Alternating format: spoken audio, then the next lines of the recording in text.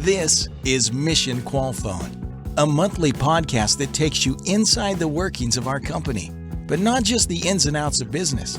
We look at the ideas and insights that make Qualfon truly unique. As a company, we are committed to being the best and making each person's life better. Join us as we get to know and learn from people from across the organization. What's their story? What have they learned? And how do they live out Qualfon's mission? Welcome to Mission Qualfon. Hello, Jeremy. How are you? I am well, Marisol. Really looking forward to today's episode. We are clear up to episode 7, you know. 7's my lucky number. So I want to thank some people because we're at episode number 7, which has been amazing. I did not think it was going to go as easy as it's been. And thank you, Jeremy. You're a great co-host. And we have a great team supporting us. This is my 4th podcast, and I've never had a support team before to help us. And, and it's so nice. There's Jessica, Ian, who was on episode 2, Chelsea. There's so many people in the background that help us get this done, every other week, that I need to take a moment and say thank you to everyone because I truly appreciate it. They've done a great job. I'm so glad they're there because the things they do are exactly the things that I'd be terrible at in terms of making it look professional and all of that. So it's great to have their help for sure. I'm excited because it's, I believe, our first guest from the Philippines. Yes. Jan Aquino. He's going to have some interesting things to tell us about his COVID-19 experience. I'm looking forward to hearing that. It's almost July. I'm at the point of just complete crawling up the walls. It might sound weird, but I'm an introvert. I know I'm doing a podcast, so it seems a bit odd, but I'm an introvert, so I'm used to being home a lot and a homebody, and I've been working from home since the internet. I'm crawling up the walls. Yeah, I've been working from home for the last few years, but it's been an adjustment, obviously, when your kids are home and school's finally out here where we live. So we would have been into this summer routine anyways, but to have them home for the last several months, that's been an adjustment. But what we're talking about, Marisol, our little inconveniences are nothing. Nothing. Jan's going to share with us, I'm sure. Jan Aquino, how are you doing today? Hey, Jeremy, I'm great. So much better than how I was maybe 100 days ago. Can you give us some backstory? Because I actually don't know. I know you're a VP in the Philippines and you work in Dumaguate? Right, okay. Yeah. Right. And so you were traveling to Cebu and got stuck there during the shutdown. Is that what happened? I really don't know. What happened was when we met in Mexico during the summit, after that I had to stop over Manila because we were preparing for a client visit. So I wasn't able to go home to Dumaguete. After the summit, I stayed in Manila for maybe 2 weeks. And then I went back to Dumaguete, which is my home site where I'm based. I spent maybe a week in Dumaguete, and then I traveled back to Manila in March. So I've been traveling since January, and then traveled to Manila in March 9. And then the quarantine was activated, the pandemic started, and in Manila that canceled all the travel. So since March 9, I haven't been able to come home. What has it been like for you getting through this pandemic? I really, when you ask me that question, there's so many things that runs in my mind, right? But I really also want to say that when you say I had a really difficult time during this pandemic, I still think it's not quite as difficult as most of the other people. So I still feel like I still feel grateful, and I feel really good that I was able to endure it. But to answer your question, I think the biggest challenge for me was it was totally not expected. It was unprecedented. It was nothing more than what I've seen in my 17 years being in the industry, running teams and running teams in maybe 3 different locations makes it even more difficult. And being away from family for since March 9 and just being able to get back to the city last week, June 16. And, from there, I'd have to complete 14 more days to be in quarantine before I finally get back home. So you have just been staying Like in a hotel or in a where? hotel, running the sites, doing everything we've been doing as an operation for the company. You've been doing it remotely. I've been doing it mostly on the site, and the first 2 months, I was always working on the site at least 3 times a week. And because our Manila site is quite unique, we weren't able to really send people home. And I think that it's important that I be there and I see the team. And I think that also encourages people, right? When they see their leaders also coming to the site. So that's one. But there were also days that I had to limit. I just made a decision to kind of limit my exposure to. So I would work from a hotel 2 days. And then on my last month, I was working more remotely just because I was completing some of the swab and rapid tests. And I needed to, limit my exposure so that my health clearance would be so much more reliable when you tell the travel approval, or when you request for travel approval, to say in a government agency, to say that I haven't been out and I've been on quarantine. And so this is why my medical certificate is just valid. So And that's just the point, is the operations don't stop. And in fact, in many ways, sending so many agents to work from home in various places. In Cebu, for instance, we were housing thousands of employees in a hotel. In a lot of ways, probably in almost every way, there's been more work during this whole thing for people at Jan's level. And yet the work has to continue, whether you're in Manila or in your hotel room. So, Marisol, we sound like whiners. Exactly. I'm not crawling up the walls anymore. I'm perfectly happy with my status in life. Jan, thank you so much for all that you do for Qualfon and for the employees and the agents, because I know that that's a lot. I mean, just normal day-to-day is a lot. Then you've got a global pandemic to add on top of it, and then being on the road away from family. That's a story. So thank you for coming on and sharing it with us. How are the agents handling this, Jan? You were at the Manila site.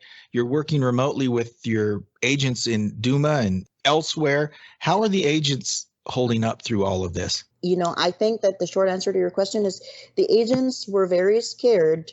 But then the fact that some of the leaders remained calm and, still tried to make it appear like it's normal the best way they can really, really helped. I think it's such a testament to you, your team, but to everyone within the organization, because I did really feel like everyone was so concerned with our team members, that everyone was healthy, that we were doing the best, making the best decisions.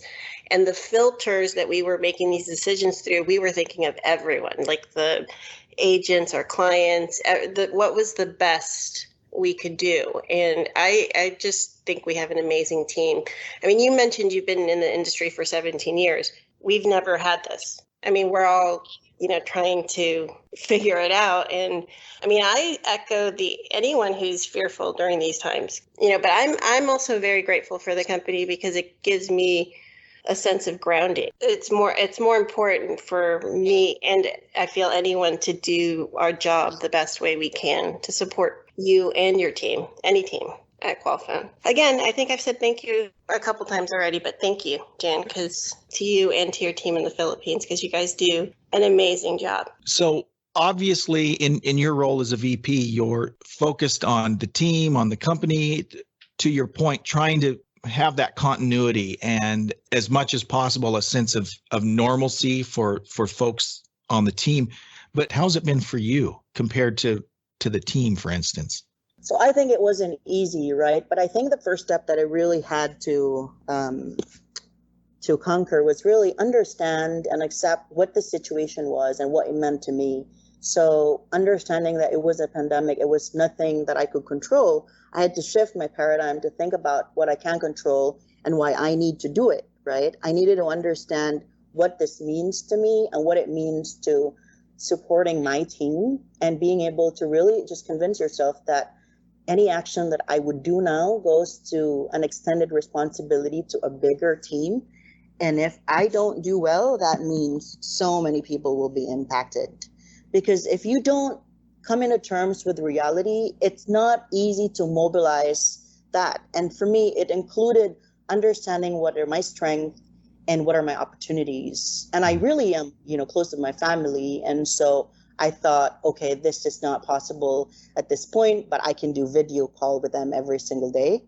This, I'm not able to go home and run operations and check the sites, but I can, I'm still able to participate in launching programs. So I had to look at the silver lining and really try to still be grateful, because when you do that, it makes your day so much easier.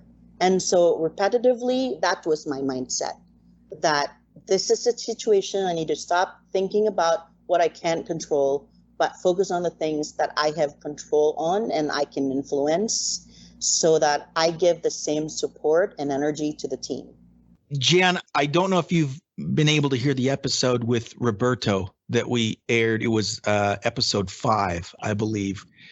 And Roberto really came into his own as a leader when that terrible earthquake happened in 1985. That was probably way before your time. You might not remember that, but that was a terrible event. And for Roberto, he said that helped him find his vocation, coming through something that was a traumatic experience, a tragedy, and it caused him to really become a leader. And I'm just wondering, as you look back, and this is not over yet, but as you look back going through this pandemic, what have you learned? What are you going to take away from this that might help you moving forward as a leader? That's a really, really great question. And since the pandemic is still ongoing, we'd never really know, right, what we become after this. But just based on the last 100 days, I feel really good that I'm able to spend the 100 days without really hating the situation and still feeling grateful. I feel like being stranded in Manila I was there for a reason, and there was a purpose, and that I served well to be able to assist the team in Manila, because it was a very difficult time. You literally see people and agents not earning as much, and them wanting for more, and wanting, you see the team packing for grocery, and you see how you transform the site into a makeshift hotel and all those pieces, right? But it just validates the fact that I have chosen the right career, and I have chosen to be a leader, and that I like what I'm doing. So, Jan, can you take us back to the beginning of your career? Tell us about the industry in the Philippines. Just share with us how we got so lucky to have you with us today. Yep, absolutely. So since when I was young, I really wanted to be a lawyer. I think I knew that when I was in kindergarten. I told myself I was going to be a lawyer, right? So in college, I took a political science. It's a pre-law course, more industrial research based.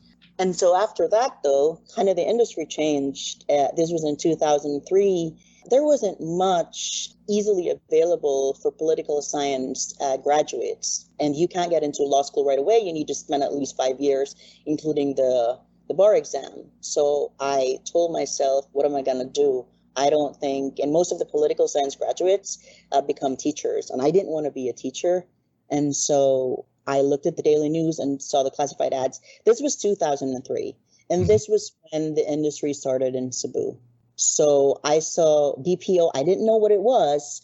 All I saw was there was a picture of a telephone operator. And I thought this is probably an easy job. And then I went in, and there were 3,000 applicants for us. 3,000 applicants vying for the job. And there were 30 of us who were in batch 1. And that's really how it started. It was a travel account that I was assigned on. And so I took calls. Yep, they're like most of us. That's when I saw this is not a telephone operator job. This is so much more. Like, there were 34 others in my batchmates that were really, really smart. And I felt like, this is a very competitive class. It was highly selective. People speak really good English. And I felt like I'm still in school. I consider it like still being in school and still wanting to excel. So at that point, I immediately told myself, what am I going to do? Like, what are my goals? I've always wanted to set goals. And so I told myself, I'm going to be a supervisor maybe in 6 months. And then I'm going to be I stay as supervisor for 2 years. and then do another job for 2 years. And that's how it really started. I've never left the industry. I felt like it didn't feel like it's been 17 years, but I moved from an agent to a supervisor and then an OM and then a senior OM. And then I think I was, when I was in OM, I had to go to graduate school because at 23 then I felt like I'm still a kid and I really want to be an adult and I want to think more theories and business concepts. So I enrolled myself in graduate school because I want to keep up. And then I was in graduate school for just a year. I didn't get to finish that, but it was good enough for me to be in a group where there are more professionals that are more mature than me, who are in banking, engineering, and all that. So that was good experience, and it allowed me to increase my knowledge about the business and managing people and managing performance. And so it helped me become top performing operations manager. And then I moved to the senior operations manager and then to the director role. I think I did the director role since maybe 10 years ago.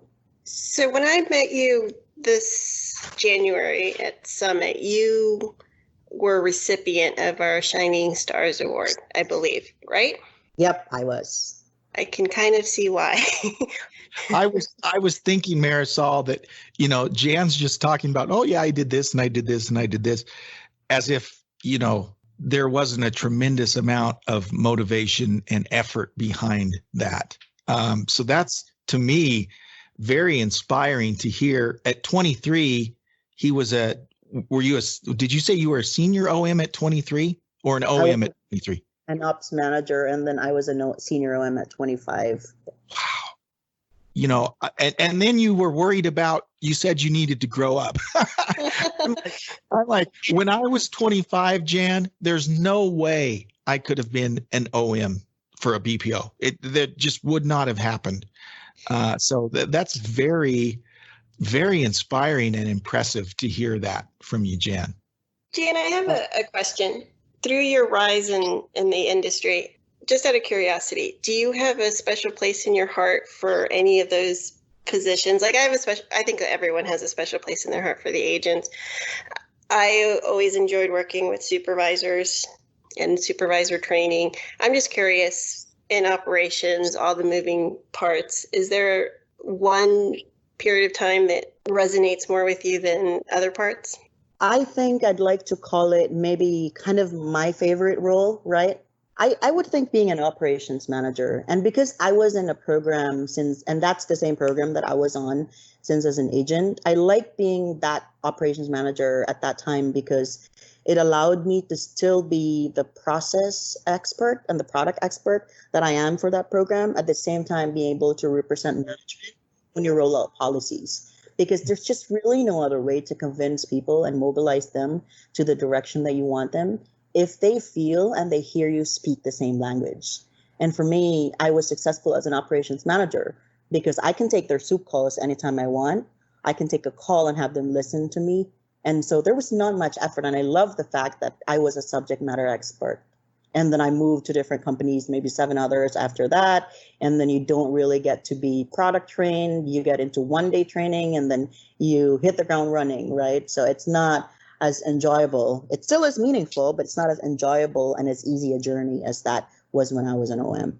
Jan, what advice would you give to someone, maybe someone that was like you when you started?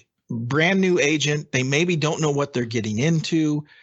They might have that mindset, oh, this is going to be easy. I'll do this until something better comes along. What would your advice be to someone just starting out? If you could look back to the Jan that was just coming to work at that first BPO job, what advice would you give that person if they really want to be successful? I thought about that, and I jot down a couple of notes, and I think that what I really want to remind, or maybe give an advice to people is, aside from setting your goals and setting realistic goals with timeline, I feel that throughout your journey, you need to understand what your milestones and how your milestones should look like. So I say that because in my 17 years in the industry, the first 10 years of that, I looked at proficiency, right? You got to be competent. You got to be proficient in anything that you do. Until you're proficient, you can't influence people. And you can't influence people. You can't get into healthy relationships with the stakeholders. That's at least for the last in the early 10 years of my career. And then there's a shift. The shift happens when you take a bigger role. And when you take a bigger role, those three pieces become given. They're table stakes. You got to be able to champion relationships. I think maybe when you're a director, you think about that. You don't manage personalities. You don't manage performance anymore like it's a priority. You got to manage relationships of people that manage that for you, so that the influence you have still is great, and then you can still keep a proficient team. But in those two different phases, that's how you're going to mobilize the team that you're managing.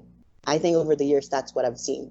So, Jan, we have 4 centers in the Philippines, over 7,000 employees in the Philippines.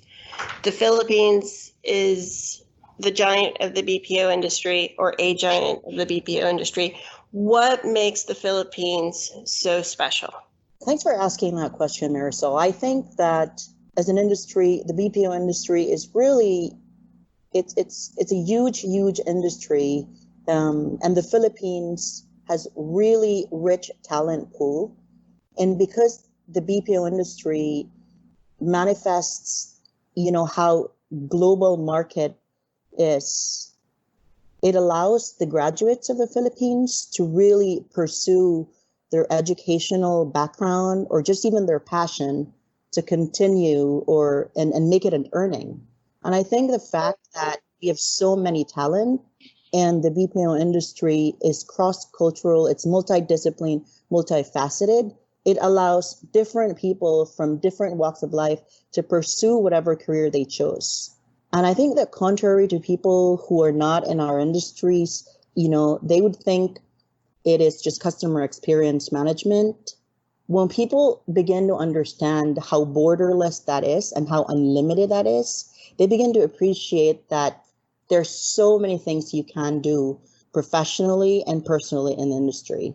And so that if you're a nurse, you really don't have to work in a hospital, but you can work in the travel vertical, right? If you're really a technology expert, you don't need to just be in a computer company, but you can still be in that vertical. So Jan, just on a personal level, I have had the privilege of going to Cebu and going to Dumaguete, and they're both beautiful, but I just have to say, the first time I flew in to Dumaguete, it was breathtaking. It was beautiful. It's on the island of Negros Oriental, and it is literally, it's like a postcard when you fly in. It is just a beautiful island. And Marisol, I don't know if you know this, but Dumaguete was known as correct me if I'm wrong, the island or the land of gentle people. Am I saying that right? The city of the gentle people. The city of the gentle people. And it's really true. It's just a beautiful place to visit. The people are beautiful, and I love it. I love going to Dumaguete. And I would just love for Jan to kind of share what it was like growing up there. Any thoughts about your home of Dumaguete? So I grew up in Dumaguete and then stayed in Dumaguete until high school. Mm-hmm. And it's a very peaceful city. You have a feeling of knowing everybody in the city because it's just really so small. And to give an idea of how small it is a city that up to now, we still don't have a traffic light. So that's really how small it is, right? And other than that, probably every household owns a motorbike. It's the island of motorbikes, that's for sure. It has the most number of motorbikes in the country, actually. I've never been. I'm looking forward to the day that I can go. But I have heard about the heart of the people of the Philippines. I've heard how sweet and kind and just gentle they are. So I'm looking forward to the day that I can go to the Philippines and meet people from our organization. Jan, I just have one more question for you.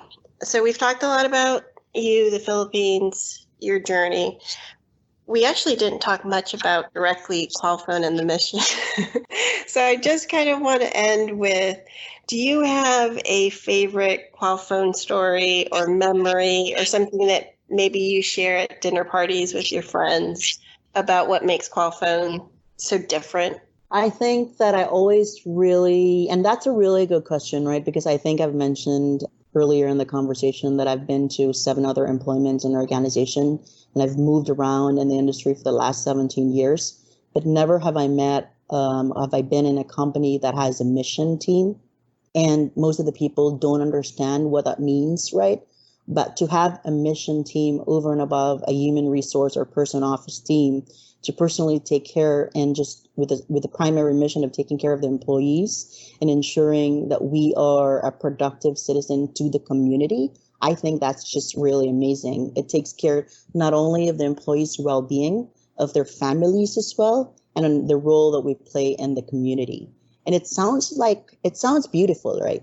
Just from a theory standpoint, but seeing it actually happen day on day makes me just validate the fact that I've moved around in the industry too many times, and probably I've gone window shopping, but I think at this point I've really, really found the perfect fit. That's lovely.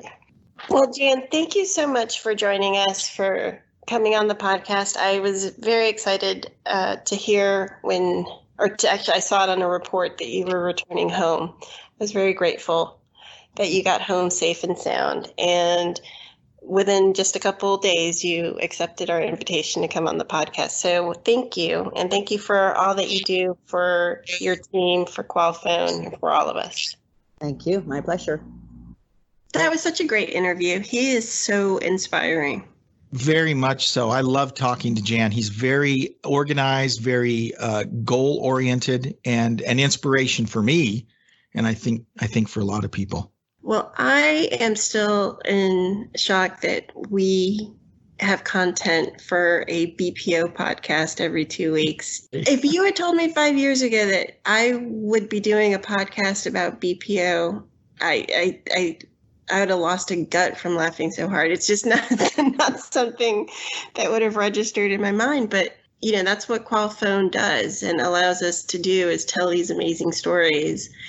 I was Googling and trying to find other BPO. I thought we might be the first and only BPO podcast out there. I don't think I can technically say that. I think there's another one. But I haven't seen any other BPOs that have anything like this, that a podcast that shares, extraordinary stories by extraordinary employees. Well, it's great. And I think obviously there's an application there for folks in the BPO industry, but I also think outside of the BPO industry that I think the things that we talk about are things that would resonate in any industry. Yes, we're a BPO, but I don't think the things that we talk about are germane only to a BPO. It's just amazing to me that we have stories that we can tell that are interesting to people within the company, outside the company, in the industry, outside the industry. It's a wonderful thing to be a part of and to experience. So I'm grateful to you. I'm grateful to Qualfon and to everyone that helps us produce these podcasts. Thank you, Marisol. And thank you, listeners, for tuning in and checking us out. Please make sure to subscribe, rate, and review. We truly appreciate it. And you can find us on all available podcasting platforms, as well as our website, www.qualfon.com. Thanks for listening to this episode of Mission Qualfon. Remember, you can find us wherever you listen to podcasts. Please subscribe, and we'll see you next time on Mission Qualfon.